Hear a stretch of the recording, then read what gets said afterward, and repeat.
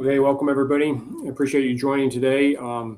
As the pilot said, put on your seatbelt, put your tray tables up, and put your seat back in its upright position because this is going to be a quick flight. We've got a lot of slides to get through. There's a lot of information here.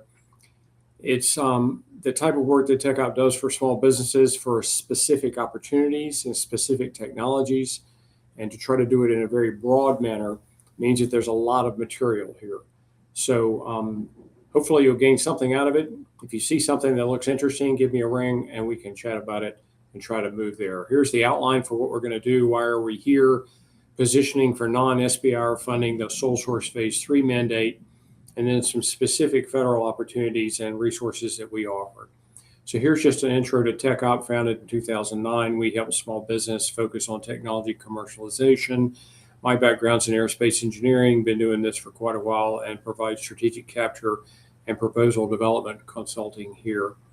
As you know, the reauthorization deadline was September 30th, and it did not pass. It was not a part of the big, beautiful bill that went through, and now it is stuck.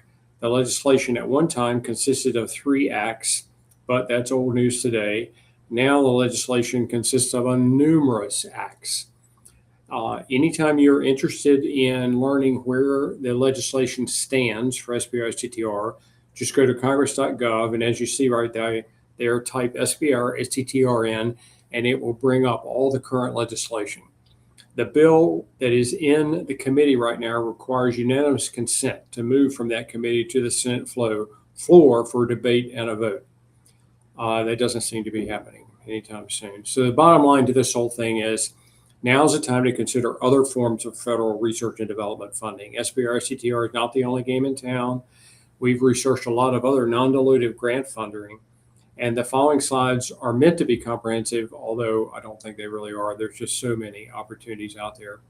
It's important to note that contract vehicles are different. The SBIR STTR program offers IP protection and other types of benefits, which may or may not be available in some of these other opportunities. So you just have to look at them really close. There is non-dilutive federal funding for R&D that's not SBIR CTR. You can also enter into procurement arrangements with a high enough TRL solution. Today, I'm going to focus on non-SBIR funding. So the federal funding priorities, where's the funding going? HR 1 was signed on July 4th, and then a congressional resolution put out to talk about what we're going to do with our deficits and how big they're going to get. Here's the One Big Beautiful Bill Act, and I did not make that title up. That's the actual name of the act. And there were a lot of agencies that had a lot of increases and some that did not. And on this slide, I'll just kind of go through and show you which ones had increases and which ones did not. The point of that slide was to show you where you might go to look for money, because you're looking for people that do have money. And it is important to contact the customer ahead of their RFP or their FOA coming out to understand their need, the acquisition process, and then you can utilize requests for information, sources sought, notices of intent, industry days to get yourself in front of the agency. It's really important that you get that business relationship built well before the FOA, the RFP, the SBR topic, whatever comes out, and listen to them and understand their requirements to align your solution to meet all their needs. Just stay informed. There's really no fixed schedule for these things. You just need to look at each one of them and understand when the FOAs are coming out, when things are due, what is the process. It's a challenge. I realize that. That is a service that TechOp offers, but there's nothing magic about what we do. It's just hard sweat equity to keep up with all these things. How can I take my technology to another use case? You may have technology you developed under the SBIR program for Department of Transportation, and you wonder, where could that go somewhere else? Because that's important to understand that. Now you're here, you've got technology developed under the SBIR program, and you want to take it somewhere else. How can I leverage that for other agencies and other use cases? You can do it. You just need to listen and understand. For example, there's lots of examples that we've got here. Processing LiDAR data is relevant anywhere that LiDAR is using. It doesn't have to be for UAVs or automobiles, could be anywhere. Pixel-based sensor developed for medical could be relevant for space missions or defense. Augmented reality, virtual reality for an energy grid maintenance could be relevant for aircraft maintenance. AI ML for unstructured data analysis applies to multiple markets. and I won't keep reading. The point is, you need to really brainstorm about some of these things. The key is to research other markets and identify what's important to them from a key performance parameter. And we're available. I'm available for brainstorming sessions to think about, hey, where else could I take this technology? So the federal funding is much larger than SBIR STTR. The extramural budget in billions, NASA 12 billion, DoD 50, NIH 32, NSF, DOE, and USDA. And I just note that those numbers are billions of dollars. There's a lot of extramural R&D budget. What extramural means is that money is contracted out in grants or contracts. It's not spent within the agency. Who gets these money? Well, we went and researched that and found out that as it stands right now, universities, research institutions, large businesses, primes, FFRDCs, nonprofits, consortia, partners. This is kind of how it goes. Of all that billions of dollars I was showing you, universities get about a third of it. Crown contractors are getting more than a third of it. FFRDCs have a nice chunk as well, and nonprofits get a small piece. The small business 3%, that actually tends to represent the SBIR program. So that's where the money's going. How do I go find these funds?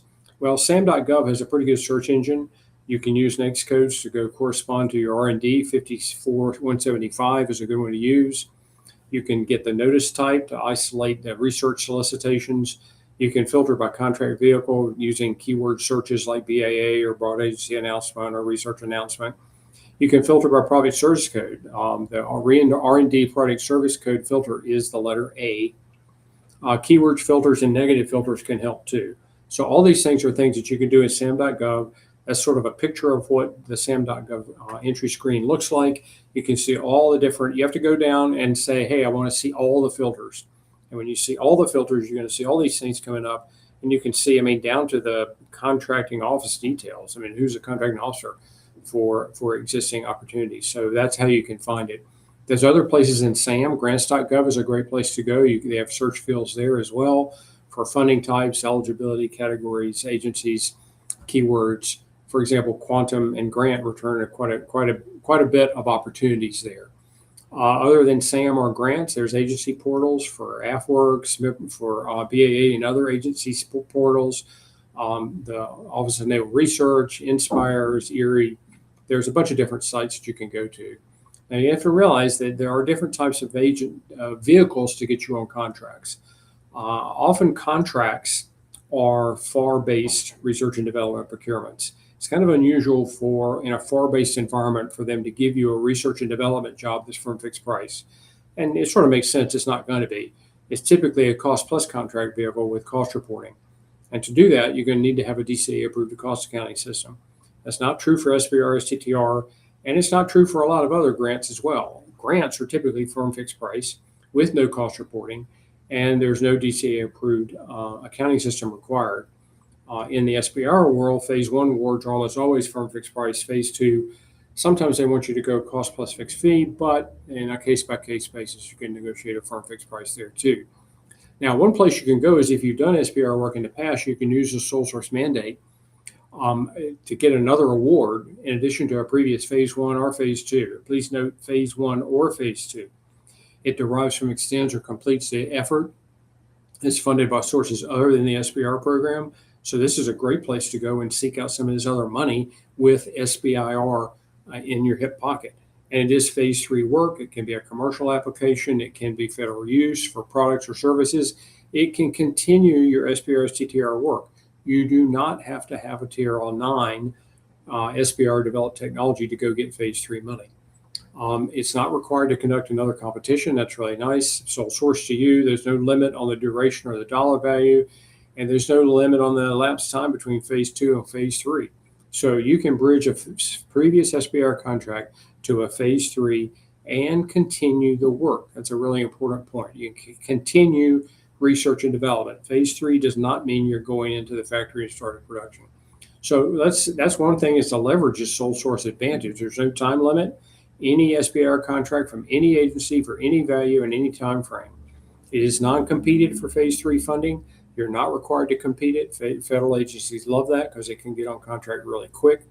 And it benefits the federal program through rapid acquisition and providing motivation to pursue them. So I would just encourage you to look at these things because that's a great opportunity for SBIR technology.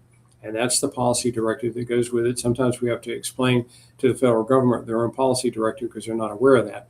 The process is to identify a need, working through your TPOC or your SBIR technology manager, identify non-SBIR acquisition funding. You've got to have clearly defined the transition potential in the program office, and then you execute the contract. GSA is one. It sounds like that's the only one. That's not what I meant there. But GSA does have the authority and can rapidly execute contracts and get you on contract in a hurry. We do have a sole source search tool for that, where you take your keywords and we look through program requirements, RFIs, BAAs, we put them into our database. And then from there, we can do a relevance ranking algorithm to define for you opportunities that are ranked and matching your technology. We're happy to do that for you. You get on our website, you'll be able to see that. So let's look at federal funding opportunities. Here's some intel for that. You do need to register for listservs, and I've got most of those registrations in here as we go through that and check back often. There are RFIs, sources sought, industry days, special notices, long-range acquisition forecasts. SAM.gov and grants.gov are great places to go. It is important to recognize what TRL the particular opportunity is looking for. I'm going to attempt to align each opportunity that I'm about to show you with the desired TRL so you can see if you need a high or a low TRL in order to go apply for this funding. So I'm going to do that for you. In SAM.gov, it's a good place to start. There's currently 40,000 opportunities in there that you can see if you just do a basic search. That's the 40,000 number. And you can filter by all kinds of criteria: set aside, notice type, info, federal orgs, dates. The process is this. Adding search criteria will help you. You can identify the dates. Like, for example, I took the 40,000, I put dates in to say, well, here's responses between now and July of 2026. I took the 40,000 and cut it in half. Then I went to the next code for professional, scientific, and technical services. That cut it even more. And then I said, hey, let's look for things for cyber. And that cut it way down to like 17 opportunities. So all of a sudden, from an overwhelming 40,000 set of opportunities, you're down to 17. Do you see? And that's something that you can digest and dig deeper in. Grants.gov is another source of funding. I search them for cyber. I got 53 opportunities. When I limited to grants, no cooperative agreements or procurements, I got 37. When I limited that to unrestricted, so it's not, I got 13 opportunities. When I restricted it to small business, there's one opportunity, AFRL. So that's one way that you can go filter and look through these opportunities. Searching on grants is not so hard. This search for other funding instrument type returns 20 broad agency announcements for the word cyber here when I search on grants.gov. So there's ways to search, but you've got to dig into each one to determine and validate the relevance. I might say, and as TechOp does this kind of work for you, that's what we go do, is we validate that it is going to be relevant for you. So we vet those things for you, but you can do this yourself. Once again, it's just sweat equity. Here's some specific opportunities. DIU has submitting to an open solicitation. They do look for a little higher TRL area. They say 60 to 90 days to award. There's a link for that. The NSIC also has a pitch at any time, and they like TRL 3 to 6 is what they said, and they use OTA contract vehicles, so that's pretty quick as well. And then the National Security Innovation Portal also has, they collaborate with people, and they have corporate opportunity for Ready Now, include system solutions and so forth. They're looking for a lot higher TRL as well. And DOD got increased funding. I'm going to keep showing that as we go through here to show which of these actually may have some money behind them. There's an AFIT program. There's a workshop held in March of 2025. This hot link is right here where you can click on that and go look at that to understand more about this particular program and a deep dive for that. It provides funding for innovative projects that have completed development and are ready to transition into operational use. So that's what, TRL 6, somewhere in there. 7, maybe, it's higher. It's under the Secretary of Defense for R&D. The AFIC basics, the RDT&E must be complete, and DOD is interested in procuring. It's U.S.-based small businesses or non-traditional defense contractors have got to be on a government team. It is a government team, but the government team has got to have a small business or a non-traditional defense contractor. Non-traditional means that you've not had a FAR regulated procurement in the past 3 years. And I suspect many small businesses are that. $10 to $50 million used to accelerate procurement. It's endorsed by an AFA designated submitting organization. They're the agencies that are involved. So that's a great place to go. The selection processes, the submitting organization collects the projects internally. They prioritize the project and send the top selections to that particular organization. They conduct a review, and the final selections are then announced. They do look for higher TRL numbers. It is open for businesses, they say. Funding amounts of $10 to $50 million are awarded to projects with a small business or a non-traditional performer on the team, but the government is going to submit the proposal. There's the cycle right now, the fiscal 26 cycle. Non-acquisition organization stuff is due in February, acquisition organizations in March, but AFID is a good place to go and look for some money. Navy also has money for ONR, Office of Naval Research. The technology areas are listed there. For naval research, it's listed there. They will fund low TRL stuff. There are some examples from the ONR BAA that's out right now. There's one, there's another one, there's another one. And these are hot links you'll get when you can go in and you can click on these and you can go right to the solicitation. Naval X is the Office of Naval Research Innovation branch. It helps manage this Department of Navy's innovation branch. They do have a tech bridge network comprised of regional tech bridges. It can assist small businesses in building connections with the Navy. It is better suited for higher TRL opportunities. I will say that right there is an example of a tech bridge that was taking place over, I think it was Norfolk, and I was there. That's actually one of the companies that we met and have assisted in the interim months. But Naval X is a great place. Tech Bridge is a great place to get connected with. The Corps of Engineers or ERDIC Works is a good one. They do have funding. They have 2 OTA contract vehicles, and it is in civil engineering, physical protection, base modernization, commercial solutions offering, and a prototype opportunities. They do have current events and tech challenges on their site right now. You can go down here and click on that link, which is hot, and it'll take you to that. They do have TRLs that are relatively low, so that's a good area to go in if you have something that's not quite ready for prime time yet. And they do have an open BAA, which is right there. The other one is Army X-Tech program. The thing about X-Tech is they offer competitions to offers who present technology concepts to the Army and DoD SMEs. It's open to small and medium business. Each competition is different, but you have to apply for the competition and win it. When you win the competition, you win some prize money, but you also have access to a restricted SBIR topic. This is often an area of confusion when the SBIR topics come out and they're coming from Army, and people go, whoa, I could do that, and they want to bid it, and they dig into it deep enough, or they call me and they realize, whoops, this competition is set aside for people that have won an X-Tech competition. So the competitions are there. They have X-Tech Shoulder and X-Tech Humanoid.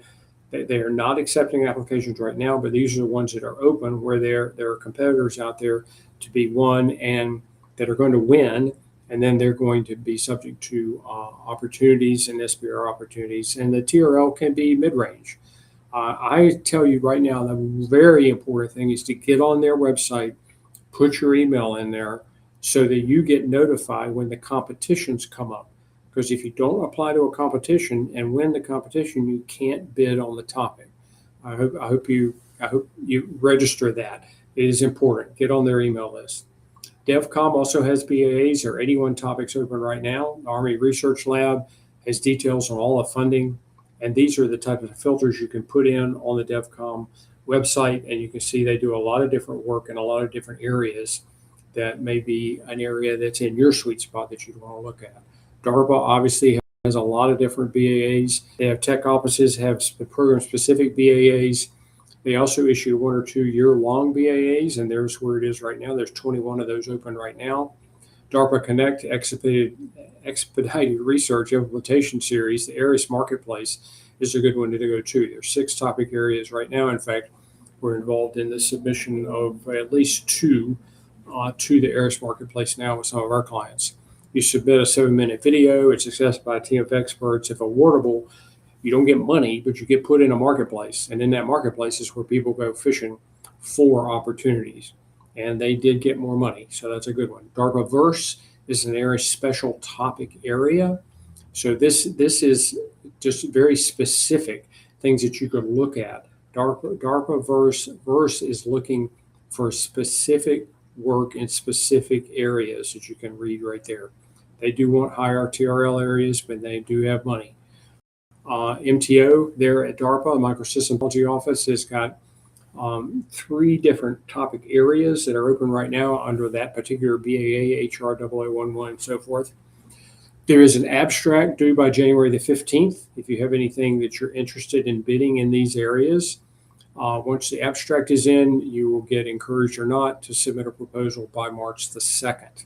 It is posted on sam.gov. It's up to Amendment 7. That's something you can go look at. Relatively low TRL areas, and they do have money. SOCOM, Special Forces, engage SOF or ESOF as their digital front door. It does begin with Vulcan. You need to get an account and create a scout card.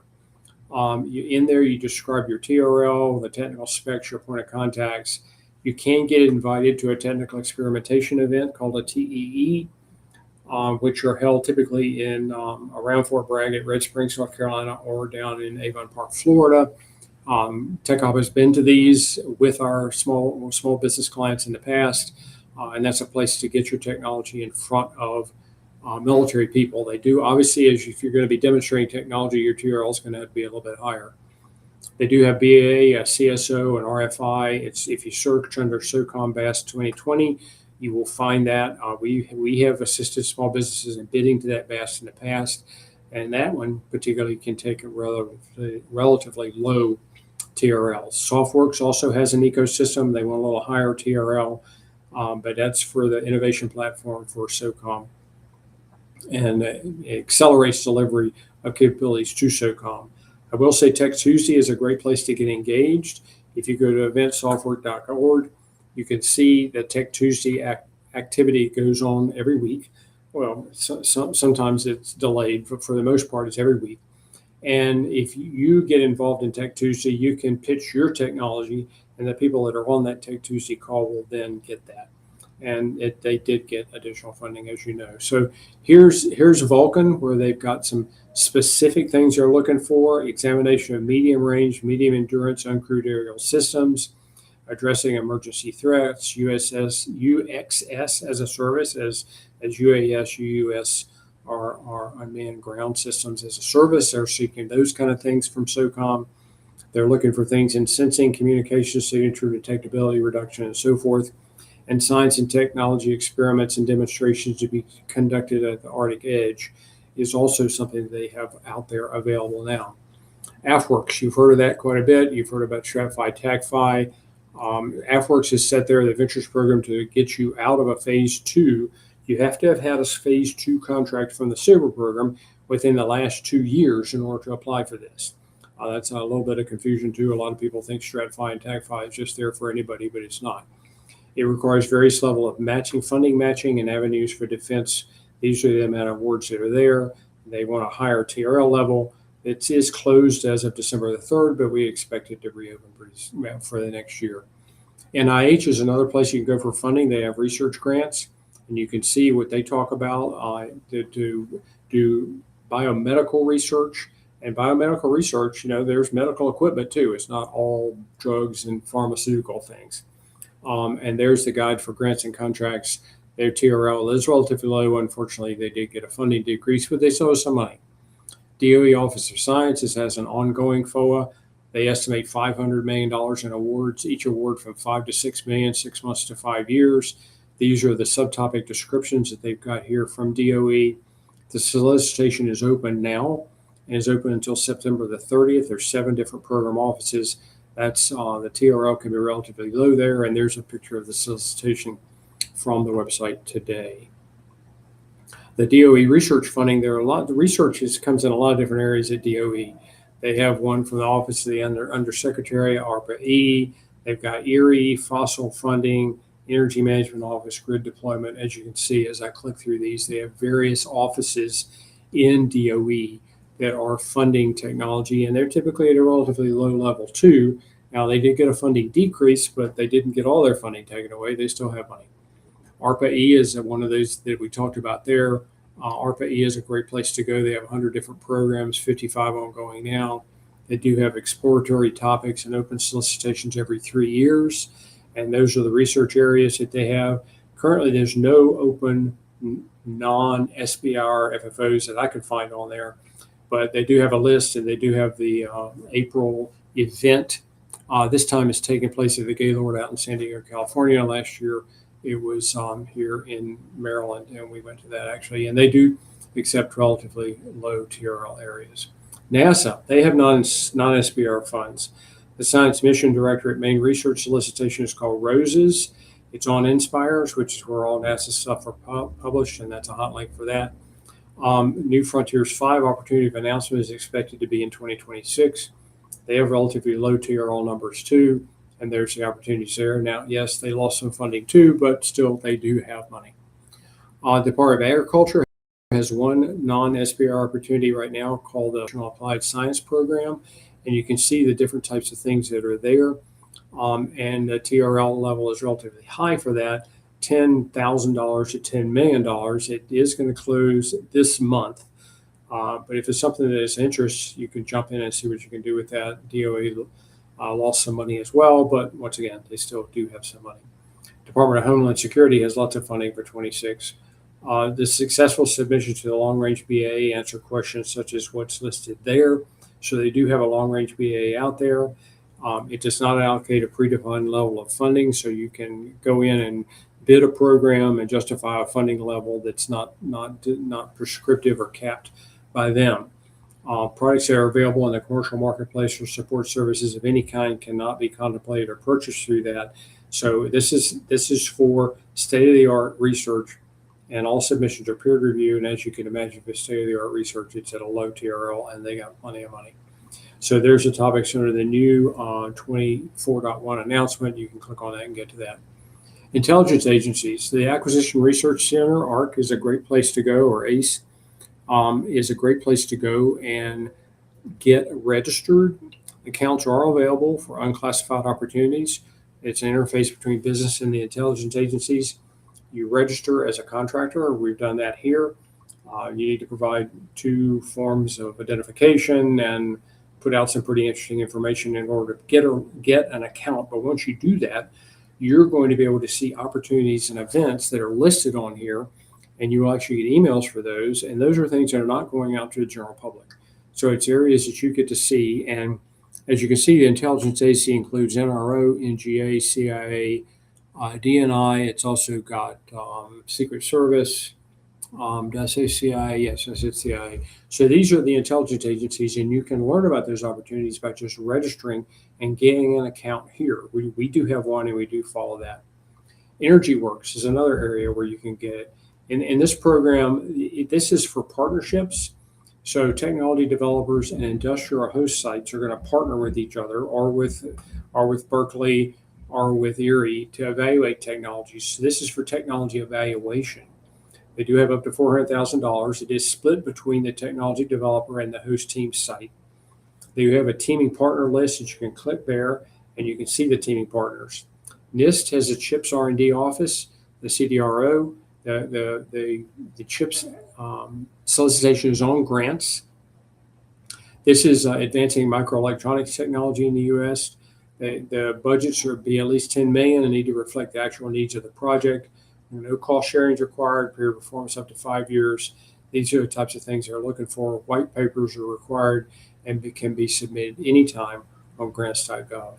There is an event coming up in Chapel Hill on March 26th that might be of interest to you. Technology Innovation Scouting Showcase, which is going to have, you put an application in, they're going to select 4 businesses to present their cutting edge technologies to government reps. You have 10 minutes for presentation, followed by 10 minutes for feedback. These are the types of areas that they're talking about. They're accepting quad charts until February 6th, and they is Courtney. You can email Courtney right there at the North Carolina Military Business Center and to learn about this event that's coming up in Chapel Hill.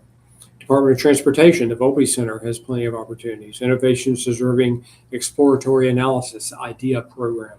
$100,000 to $150,000 awards with 1 to 2 year period of performance. Proposals are due throughout the year, basically March, May, September, depending on the program. It covers technologies that are applicable for highway, rail, or transit, and there's a link for that. They have another program called the Behavioral Traffic Safety Cooperative Research Program. The way to get into this program is you need to make up the problem. Well, submit a problem statement. Anybody can submit. They select the projects from the problem statement. Then they issue RFPs, requests for proposals. The RFPs go out to the people that submitted the problem statements. So then you get to go back and submit a research project to address the problem that you identify. So that's an area that you're going to work with at Department of Transportation. There's other areas too. You can be notified of new requests for proposals by signing up at each of these areas that I'm going to put down here. They have an airport cooperative research program, the one I just mentioned, the natural cooperative highway research program, transit. So all those are areas you can work on. For the programs listed below, you can't directly apply for funding. You could be eligible to partner with a public agency or an academic institution. So they have a program called Everyday Counts. They have another one called the FAA Air Traffic Transportation Centers of Excellence. These are all areas. And if you've got technology that's been used in DoD, for example, let's say you've done technology to help with drone swarms. Well, I've seen that technology taken to airports to help with bird strikes. So there are ways to transition your technology out of DoD into other areas. They have a maritime, environmental, and technical assistance program. They have a safety research and demo program, and they have an incentive program for state transportation innovation councils. In addition to that, the Transportation Pooled Fund and the University Transportation Centers requires a university to be involved in that as well. NOAA, the Fisheries Funding Program, they have a couple of opportunities here. NOAA Great Lakes Fish Habitation Restoration Partnership grants, as you can see, $12 million closing in September 2026. And you may think my technology's got nothing to do with fishing, but you would be surprised. I mean, you go look at your technology and see how it could apply. Go look at that grant and see what they're looking for. And you may be surprised how you could leverage technology you develop for another agency there. They also have a broad agency announcement that's open right now that you're going to go and research and investigate as well. Here are the current opportunities that are open in NOAA right now. You can see all the close dates are out in 2026. So I would encourage you to take a look at these. I mean, there may be something there that you could leverage in order to apply for. ARPA-H has funding opportunities as well. There's the ones that are listed there. You can see they've got autonomous interventions in robotics. They've got biostabilization systems, obstetrics care. There's a bunch of things coming out of their futures offices down there. These are all opportunities that are open that you could apply to for ARPA-H. Now, let's jump a little bit quick into OTAs. I know OTAs seem to be a popular topic right now. Is an OTA right for you? Well, it's streamlined contracting, exempt from certain regulations like FAR regulations. You conduct research. You develop prototypes. You can start following productions of prototypes. Approximately half of the OTA awards are via consortia. So consortia members are the ones who get the solicitations and are able to apply to them. Consortia are typically not horribly onerous to join. Typically, joining fees can be like $500 for a year. So it's something that is available for small and large businesses to apply. You do need to review the specific steps with the issuing organization. And we've heard a lot of things about OTAs as being good, bad, and ugly, but you never know unless you try. There are a lot of OTAs that are coming out of the Army sponsored. Here are some that are being sponsored by the Navy and the Air Force. So let's just wrap up. Where are we here? A little bit over half an hour, not bad. So pursuing non-SBIR funding, you need to start early and build relationships and understand requirements. The biggest challenge we see with small businesses in many cases, and this may not be you, but many of our small businesses have technology they think is wonderful and they just don't understand why people aren't knocking on their door. But if you don't understand the requirements of the end use case, you cannot apply your technology there because there are unique requirements that each use case has. And almost each of these are going to require some unique development that you're going to have to do with your technology in order to address that. So you need to build those relationships. A strategic survey of markets and your competitive niche is something that's important to do to identify those alternate use cases, like I mentioned before, back on slide 1, 2, 3, or wherever it was, that talked about, hey, this is my technology, how could it be applied somewhere else? To really go through and do that kind of markets survey is something that is really, it has to be done, and establish inroads within those organizations and pursue specific opportunities. We can support this. This is the type of thing that we do and have been doing for decades. And we're happy to do this kind of support for you. VIPC, by the way, just did a lab to launch commercialization opportunity, which is Virginia. If you're a Virginia-based company, that would be an opportunity you might want to look at as well. As you know, the SBIR STTR program right now is not reauthorized. It is stalled. It's stuck in a Senate committee. I would ask you, if you're involved as a small business and see the SBIR STTR program as something that has or potentially will benefit you, look at that list right there. If you're in one of those states, get hold of that representative and tell that representative it is important that a compromise bill get created that can get out of that Senate committee and out on the Senate floor for a vote.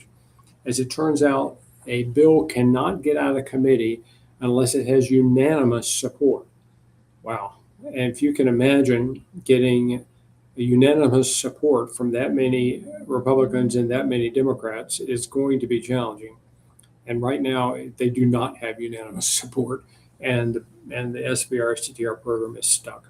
But please get hold of your representative. We have contacted our senator on numerous occasions.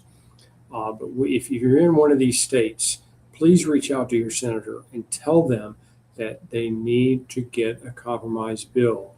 Go look at the bills. I showed you how to do that. Just look at congress.gov, type in SBIR STTR, and you can see which bills are out there.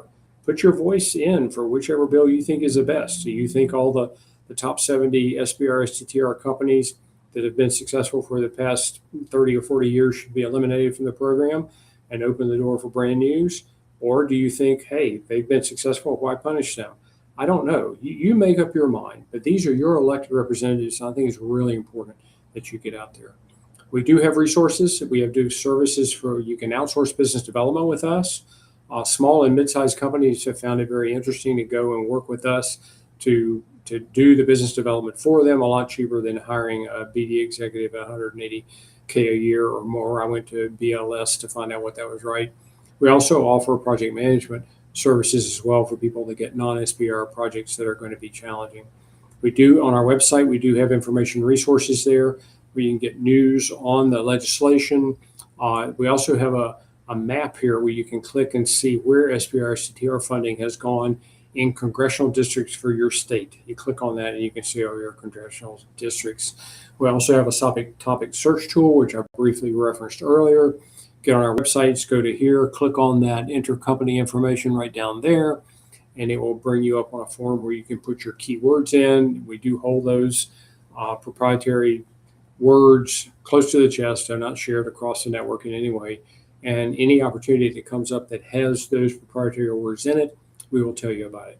As you know, as you probably know, if you know Tech Op, we do direct support in many areas of development. We coach people through the preparation of tech volumes, as well as we write commercialization sections and find letters of support for technology transition partners. We're a TABA provider to do technical and business assistance for those organizations that offer TABA, and we also offer technology transition support for people in organizations that do not offer TABA, but for which commercialization is still important. We do training, this training right here, a lot of other training. I do boot camps for small and medium-sized businesses, and we also offer strategic marketing that I just went through. And there we go, we're done. There's my contact information. Feel free to reach out via email or phone call if you have questions. If you would just like to spend 15 minutes on the phone and talk about your technology and where you might be able to find funding for it, I'm more than happy to work with you on that as well. So I appreciate you taking the time to sit through this presentation today.